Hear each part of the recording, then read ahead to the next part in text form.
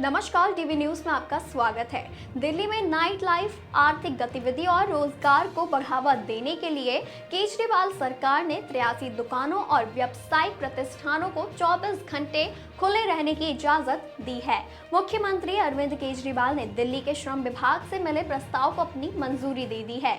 ये व्यावसायिक प्रतिष्ठान shop, commercial, restaurant, establishment, retail, trade category के हैं, लेकिन दुकान ओनर को दिल्ली शॉप एस्टेब्लिशमेंट एक्ट 1954 में दिए गए प्रावधानों और नियमों का कड़ाई से पालन भी करना होगा। दिल्ली सरकार का दावा है कि इन दुकानों की निगरानी भी की जाएगी, जिससे कोई नियमों का उल्लंघन करे तो उस पर कार्यवाही की जा सके। इन व्यावसायिक प्रतिष्ठानों के लिए 24 घंटे संचालित होने से अर्थव्यवस्था को बढ़ावा मिलने के साथ साथ युवाओं के लिए रोजगार के नए अवसर भी पैदा होंगे। अब उपराज्यपाल से प्रस्ताव को मंजूरी मिलने के बाद ये दुकानें 24 घंटे संचालित हो सकेंगी।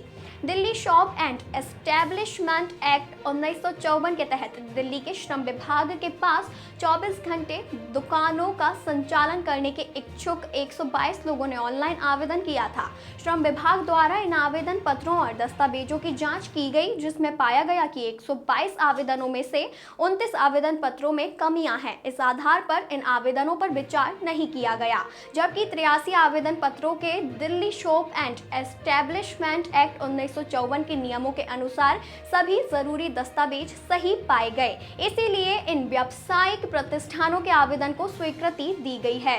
व्यावसायिक प्रतिष्ठानों के स्वामित्वों को दिल्ली शॉप एस्टेब्लिशमेंट एक्ट 1954 की धारा 14, 15 व 16 में दिए गए प्रावधानों को कड़ाई से पालन करना होगा। मसलन गर्मियों के मौसम में रात 9 से सुबह 7 बजे तक और ठंड के मौसम में रात 8 से सुबह 8 बजे के दौरान किसी भी प्रतिष्ठान में महिला कर्मचारियों को काम करने की अनुमति नहीं होगी।